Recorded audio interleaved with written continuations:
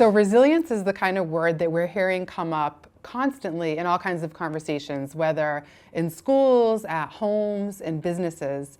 And it's become almost a buzzword. And what I want to help you understand is what it is from sort of that scholarly side of things. So you can think about how you could apply the definition to create something called career resilience, the ability to sustain yourself through the complexity in our modern world, the ability to be able to stay well and do well.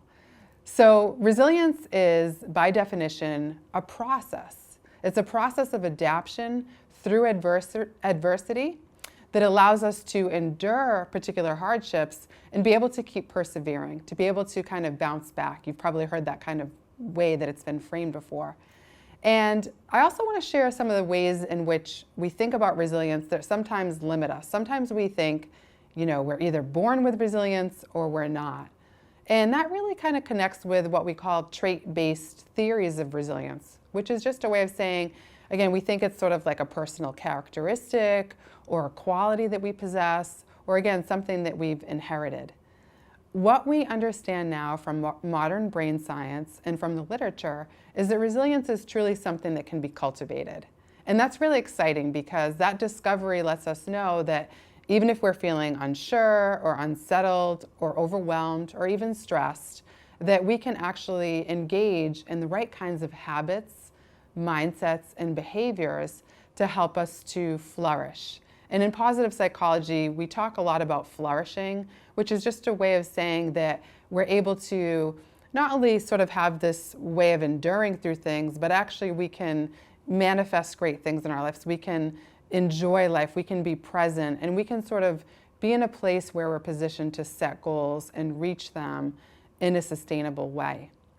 So there's a couple of other blockages about resilience, particularly it comes within our cultures of context. So for example, in the United States, it's an individualistic culture. So we hear a lot of hype about things like pick yourself up from your bootstraps, bite your lip, never let them see you sweat. We see a lot of these mindsets of today, and we think a lot of times that it's just a matter of sheer will or intellectual prowess or strength that helps us get through things.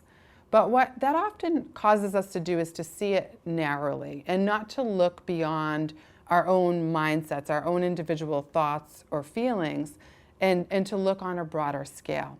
So one of the things that's really important when we think about resilience is that it happens within a context. So as a person, as you think about your own resilience, it's important to look at our hyper-competitive market, to think about the conditions of today that are really bearing down on all of us in very dramatic ways, really. We are expected to do the work of multiple people. We're juggling a lot of balls. There's a lot of pressure. There's unprecedented opportunities.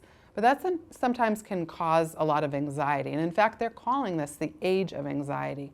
So it's important to look at how the systems of life are bearing down upon us so that we're recognizing that it's not just a moral failing on our part or a sign of weakness when we're struggling, but it's a condition of today. And in fact, the World Health Organization has said that burnout has become an occupational risk of today. It's a reality, and sometimes it's even being called the new normal. What I think is really important for all of us, we have an opportunity to rethink all of this, to recognize and see ourselves within a context, and then be able to rethink things, to look at, again, what does the science show us in terms of the mindset, skills, and behaviors that we need in this incredibly complex, hyper-competitive market to be able to flourish, to be able to cultivate resilience and endure the hardships, and not only do that in sort of a survival kind of way or a mode, but in a thriving way.